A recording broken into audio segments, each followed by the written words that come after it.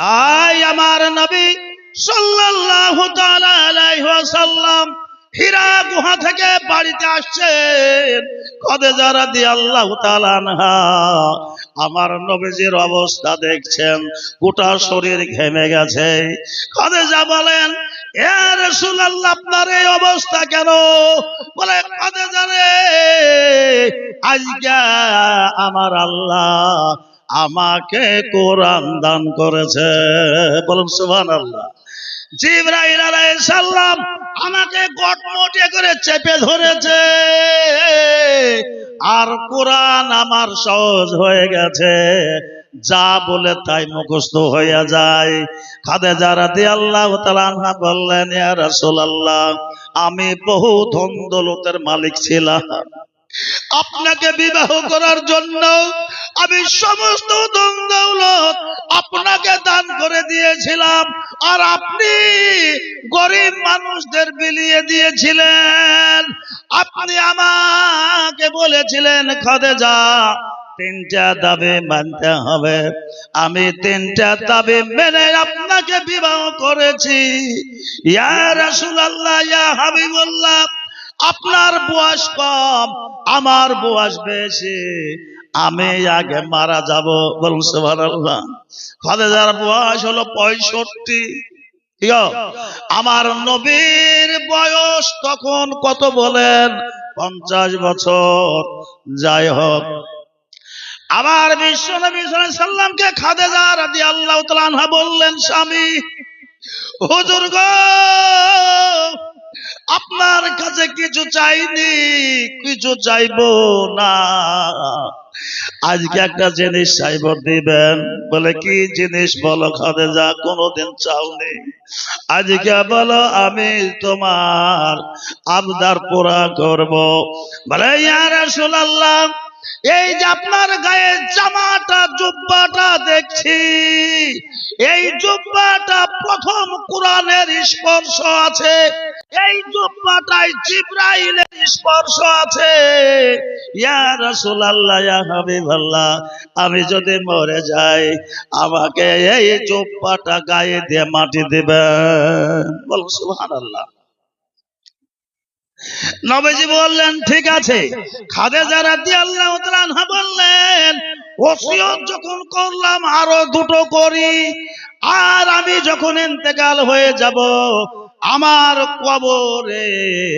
কবর যখন খুঁড়বে, যখন কমপ্লিট হয়ে যাবে, আমার কবরে ইয়া রাসূলুল্লাহ আপনি নামবেন, কবরে 60 হয়ে শুয়ে যাবেন, এই দিকে কাজ হবেন, এই দিকে কাজ হবেন, আপনার গায়ের স্পর্শ কবরে লেগে যাবে, আমার কবরে কোনো গোর আযাব হবে না। বলুন সুবহানাল্লাহ।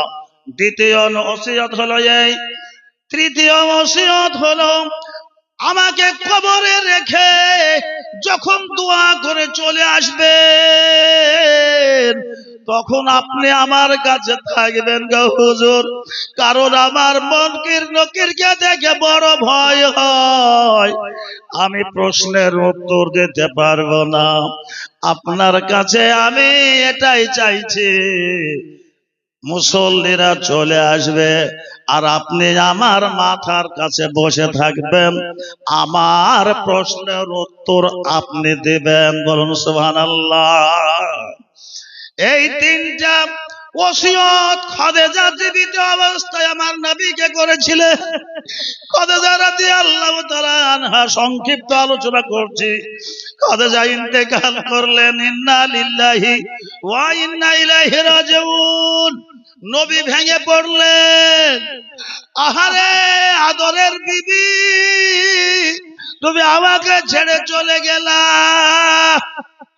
নবী কেঁদে হয়রান, কেঁদে ব্যাকুল, নবীর কান্দন আপনার চোখে না। কিন্তু খাদিজা এটাও বলেছিলেন, ইয়া রাসূলুল্লাহ, আমি মারা গেলে আমার গোসল যেন ফাতেমা দাস। বলুন সুবহানাল্লাহ।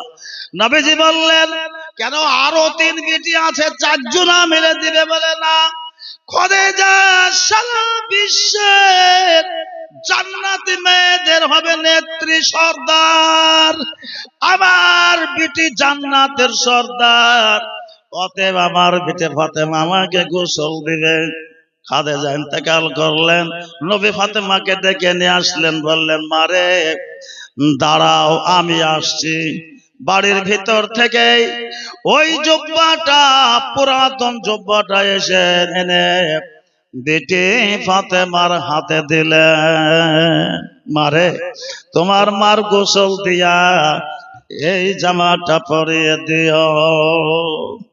ফাতেমা পুকুরিয়ে পুকুরিয়ে কাঁদতে লাগলেন, আব্বা আমার মা আমার সামনে গল্প করেছে, আপনি আমার মায়ের বাড়িতে চাকরি করেছেন, ছাগল চড়িয়েছেন, 19 বছর আমার মার দরবারে ছিলেন। আমার মা মক্কা নগরে বড় ধনশালী, টাকা পয়সা দমদৌলত, টাকা পয়সার কোনো অভাব ছিল না। আব্বা গো, সেই মাকে মক্কার বুকে কি নতুন কাপড় ছিল না? বলুন সুবহানাল্লাহ। আমার মাকে আপনি কষ্ট করে হলেও আপনি নতুন কাফন দিতে পারতেন। নবীজি বললেন, বিটি ফাতেমা রে, তোমার মাকে নতুন কাফন দিতে আমি পারতাম, কিন্তু তোমার মা নিবে না। এই জুব্বাটা তোমার মা চেয়ে গেছে, ওসিয়ত নামা করে গেছে, তাই দিচ্ছে। ফাতেমা রাদিয়াল্লাহু তাআলা আনহা কাঁদতে কাঁদতে ঘরে ঢুকলেন। কিছুক্ষণ পর ফাতেমা বেরোলেন। বেরোনোর পর ফাতেমা রাদিয়াল্লাহু তাআলা আনহা হাসছেন, বলুন সুবহানাল্লাহ, হাসছেন। নবী বলছেন, বিটি ফাতেমা কাঁদতে কাঁদতে ঢুকলা, হাসতে হাসতে বেরোচ্ছ কেন? বলে, আব্বা গো, আমার মা জান্নাতি, কারণ জান্নাতি মহিলারা কাউসারের পানি দিয়ে গোসল দিয়ে আমার মাকে জান্নাতি কাফন পরিয়ে দিয়ে চলে গেছে। বলুন সুবহানাল্লাহ। নবী সন্তুষ্ট হলেন। এ আব্বা, আপনার জামাটা ওই জান্নাতি পোশাকের উপরে আমি সেটিং করে দিয়ে আসলাম। নবী বললেন, ভালো করেছো বিটি। সেই খাদিজাকে কবরে রাখা হয়েছিল, খাদিজার মুখটা কাবার দিকে করতে চেয়েছিল নবী, কিন্তু নবী যখন সোজা হয় খাদিজার মুখটা সোজা হয়ে যায়, কাবার দিক থাকে না।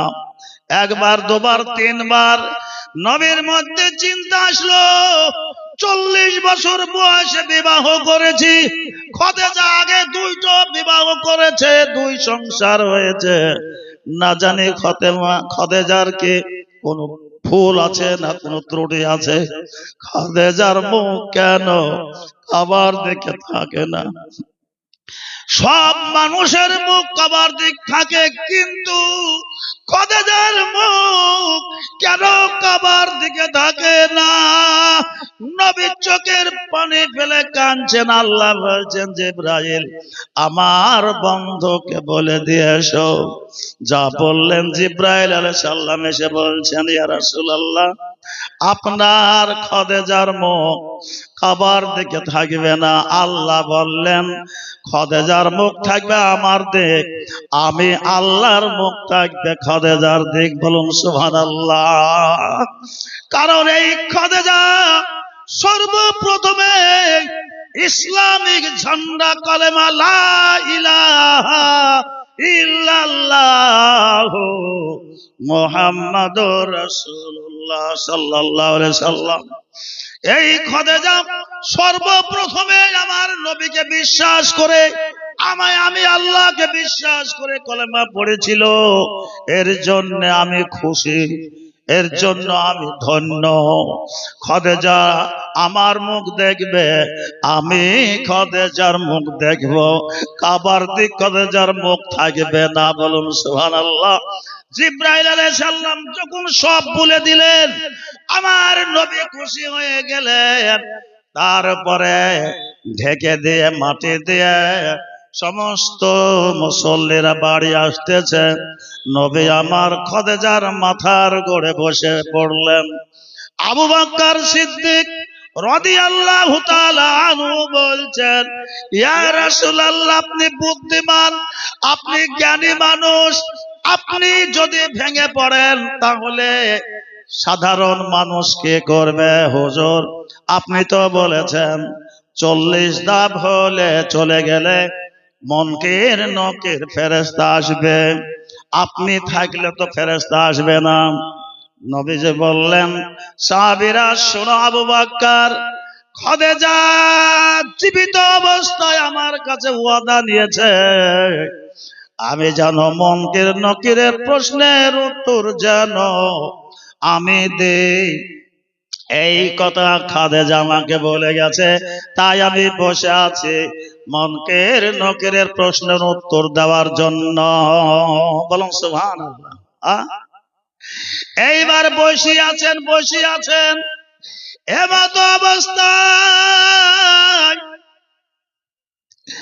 আপনার আল্লাহ বলছেন, জিবরাইল, আমার বন্ধু আমার হাবিবকে বাড়ি যেতে বলো, কারণ খাদিজার প্রশ্নের উত্তর আমি মুনকির নকিরকে আমি নিজে আল্লাহ দিয়ে দিয়েছি। জোরে বলুন সুবহানাল্লাহ। জিবরাইল আলাইহিস সালাম এসে বললেন, ইয়া রাসূলুল্লাহ, ইয়া হাবিবাল্লাহ, আপনি বাড়ি যান। নারায়ে তাকবীর, মুনকির নারায়ে তাকবীর, নারায়ে সালাত, নারায়ে সালাত, নারায়ে তাকবীর। আসসালামু আলাইকুম ওয়া রাহমাতুল্লাহি ওয়া বারাকাতুহু। হায়াত বাকি তো মুলাকাত বাকি। ভালো থাকেন।